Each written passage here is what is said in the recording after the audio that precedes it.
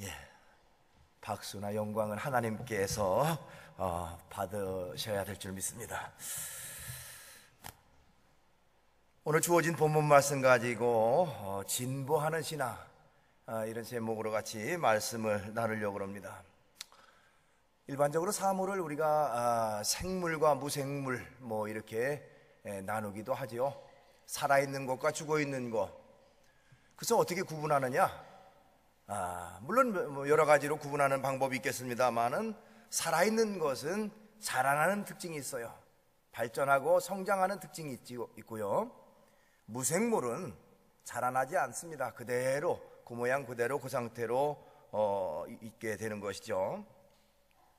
오늘 여기 본문 말씀에 보면 사도 바울은 자기가 평소에 아들처럼 아끼고 사랑했던 이 디모데라고 하는 사람에게 애정어린 충고를 하나 하고 있습니다. 그것이 바로 15절에 나오는데, 이 모든 일에 전심전력하여 너의 성숙함을 모든 사람에게 나타나게 하라, 이렇게 말하고 있습니다. 이 말의 의미는 너의 믿음과 신앙이 점점 성장하고 성숙하는 일에 최선을 다하라, 그렇게 권고하고 있는 것입니다. 여러분, 세상에서 가장 아름다운 것은 자라나고 성장하는 데 있다고 말할 수도 있습니다.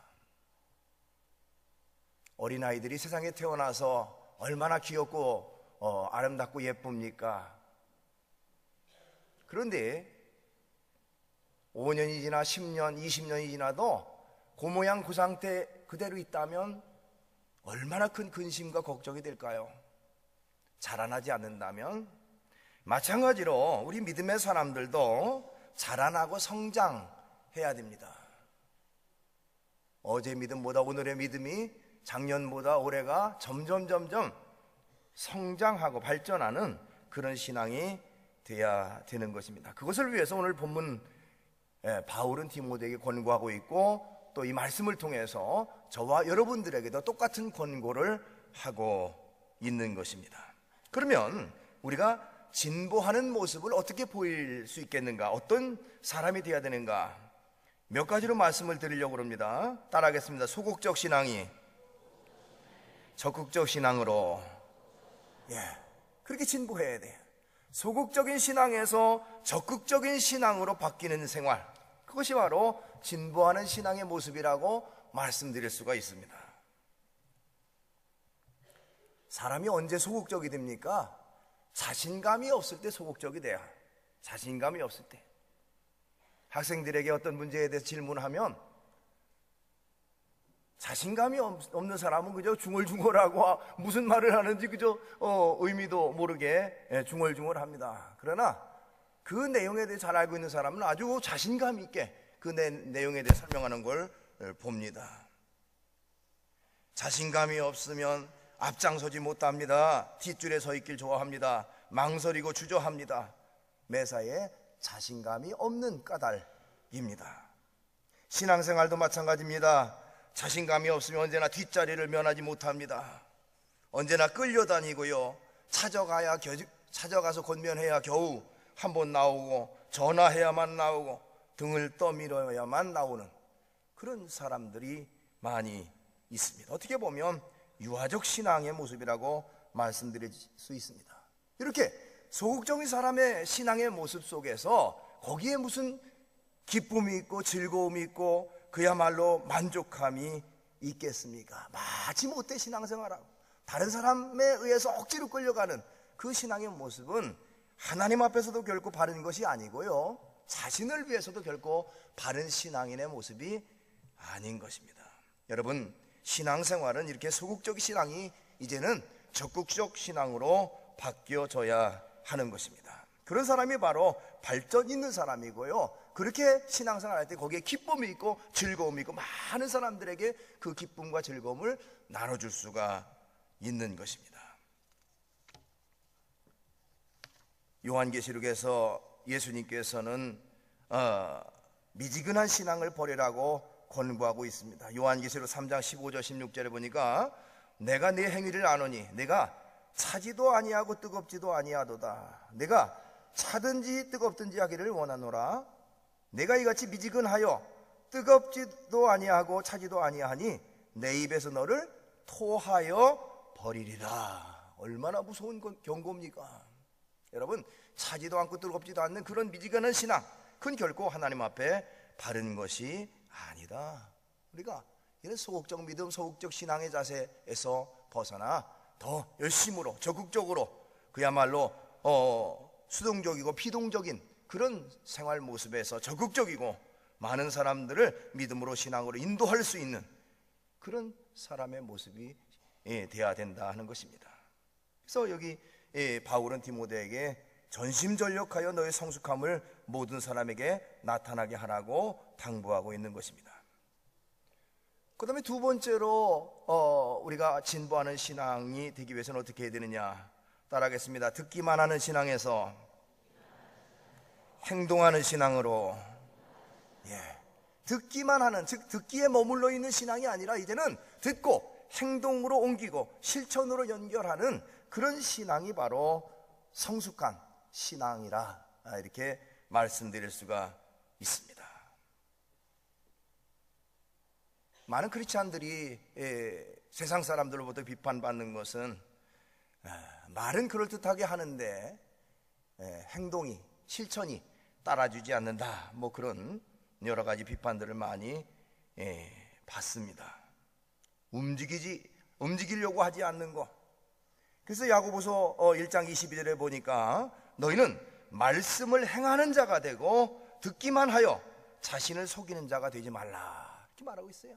듣는데 머무르지 말고 이제는 말씀을 행하는 자가 되라. 말씀을 실천하고 말씀대로 생활 속에서 본을 보이는 사람이 되라, 그렇게 권고하고 있는 것입니다.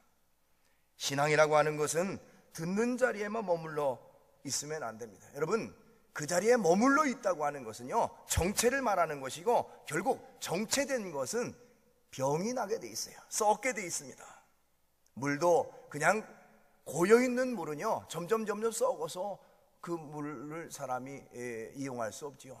그러나 흐르는 물은 점점 이렇게 새로운 물이 되기 때문에 많은 유익을 줍니다. 우리의 신앙도 정체되어 있는 그런 신앙이 아니라 행동으로 실천하는 그런 신앙의 모습이 돼야 되는 것입니다.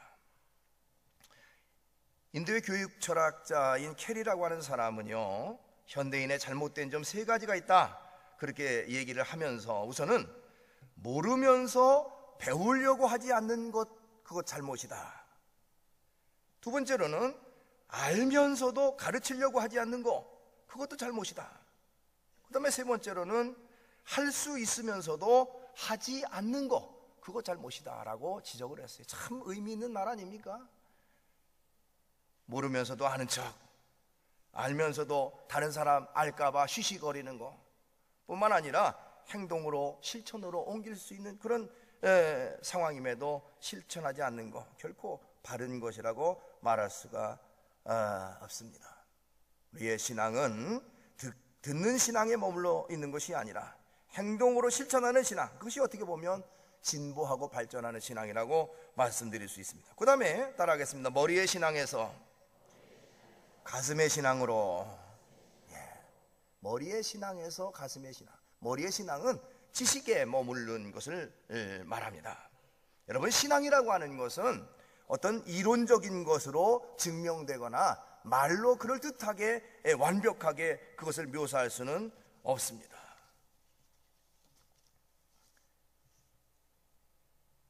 신앙은 지식과 다르게 어떻게 보면 생활 속에서의 자신의 고백으로 연결돼야 되기 때문에 그렇습니다. 고백은 지식에 의해서 이루어지는 것이 아닙니다. 물론 그저 그냥 무의미하게 단답형으로 어떤 질문에 대해서 바로바로 대답은 할 수 있는지 몰라도 마음의 신앙의 고백, 내 속에 깊은 곳에 우러나는 진실한 고백, 그건 바로 내 자신의 체험으로부터 또 확신으로부터 이루어진다고 말씀드릴 수가 있어요. 우리가 성경을 통해서, 성경이 참 중요하고 말씀을 읽는 거, 또 말씀을 듣는 거 참 중요합니다만은 즉 거기에 머리에 있는 그 지식에 의해서 모든 것이 이루어진 것이 아니라 그것이 바로 내 가슴으로 연결돼서, 그리고 그것이 내게 감동을 주고 감화를 주고 견딜 수 없는 그런 은혜로 가득 차서 이제는 그것이 그 말씀대로 실천하고 말씀대로 생활하게 되는 것입니다. 그 때문에 머리의 신앙에서 가슴의 신앙으로 연결돼야 된다고 하는 것입니다. 머리는 많은 지식으로 가득 차 있는데 내 가슴은 차갑고 냉랭해서 도대체 그 말씀이 내 생활 속에 연결되지 않는 그런 모습은 결코 바른 모습이 아니죠. 그런 신앙에서 온전한 신앙 고백이 나올 수가 없고, 거기에 감격이 있을 수 없고, 거기에 그야말로 뜨거운 눈물이 나올 수가 없는 것입니다. 우리의 신앙은 머리의 신앙, 지식의 신앙에서 이제는 가슴의 신앙으로 연결돼야 되는 것입니다. 누가복음 1장 이하에 보면 거기 베드로라는 사람이 예수님께 부름받는 그런 그 장면이 나오는데요. 우리가 잘 아는 것처럼 베드로는 어부 출신이죠. 밤새도록 고기를 잡고 있었습니다마는 한 마리도 잡지 못했고, 아침에 그물을 거두고 있는 상황 속에서 뜬금없이 한 분이 오셔서 깊은 데로 가서 그물을 내리라. 상식적으로 납득되지 않는 상황 속에서 베드로는 뭐라고 말합니까? 거기 말씀해 보니까 시몬이 대답하여 가로되 선생이여, 우리가 밤이 맞도록 수고하였으되 얻은 것이 없지만은 말씀에 의지하여 내가 그물을 내리리다 하고 말씀에 순종해서 그물을 내렸더니 성경에 보면 고기를 애운 거 심이 많아 그물이 찢어지는지라 이렇게 말했어요. 그때 여러분 베드로의 행동을 우리가 주목해 볼 필요가 있어요. 거기 5장 누가복음 5장 8절 말씀에 보면 시몬 베드로가 이를 보고 예수의 무릎 앞에 엎드려 가로되 주여 나를 떠나소서 나는 죄인이로소이다 고백합니다. 여러분 이 신앙 고백이 그저 그냥 형식적이고 그냥 피상적인 그런 고백이겠습니까? 자기 마음 속에서 우러나는 진짜 통회의 마음을 가지고 자신이 죄인임을 깊이 깨닫는 그런 어떤 그 신앙 고백이라고 말할 수 있는데, 이 신앙 고백이 지식에서 우러나는 건 결코 아닌 것이죠. 경험과 체험 그리고 가슴 깊은 곳으로부터 우러나는 그런 신앙 고백이라고 말씀드릴 수가 있습니다. 우리의 신앙은 지식에 머무르는 신앙이 아니라 가슴의 신앙이 돼야 됩니다. 거기에 감격이 있고 거기에 기쁨이 있고 거기에 진정한 만족이 있습니다. 바라기는 우리의 믿음이 점점 진보하는 신앙, 발전하는 신앙이 돼야 됩니다. 소극적 신앙이 적극적 신앙으로, 또한 듣기만 하는 신앙에 머무르지 말고 행동으로 연결하고 머리에 지식적 신앙에서 이제는 뜨거운 가슴의 신앙으로 전환되어서 날마다 하나님 앞에 온전한 그리스도인으로서의 또 직분자로서의 그런 충성스러운 일꾼으로 쓰임받는 우리 모두가 되기를 주의 이름으로 축원합니다. 기도합니다. 걸어가신 주님을 찬양합니다. 주님, 세상의 아름다운 것은 자라나는 데 있고 발전하는 데 있는 줄 압니다. 우리의 믿음과 신앙도 그 자리에 머물러 있는, 오히려 퇴보하는 그런 모습이 아니라 하나님 앞에서 발전하고 성장하는 그런 성숙한 믿음이 저희들에게 있어질 수 있도록 인도해 주시옵소서. 다른 사람에게 이끌림 받아 신앙생활을 출발했다며 이제는 많은 사람들을 주의 길로 인도하고 이끄는 그런 데 앞장설 수 있는 저는 적극적인 신앙인으로서의 모습을 가지고 살아갈 수 있도록 인도해 주시고, 주님 주시는 진정한 신앙을 통한 기쁨과 만족과 그 평안과 감격 날마다 내가 경험하고 체험하며 그 사실을 모르는 사람들에게 기쁨으로 증거하며 살아가는 우리 모두가 될 수 있도록 인도해 주시옵소서. 오늘 모든 교육 일정 주께서 친히 함께 하시고 우리가 은혜 가운데 풍성하게 빠져 많은 것을 얻고 돌아가는 귀한 시간 되게 해 주시옵소서. 예수님의 이름으로 기도하옵나이다. 아멘.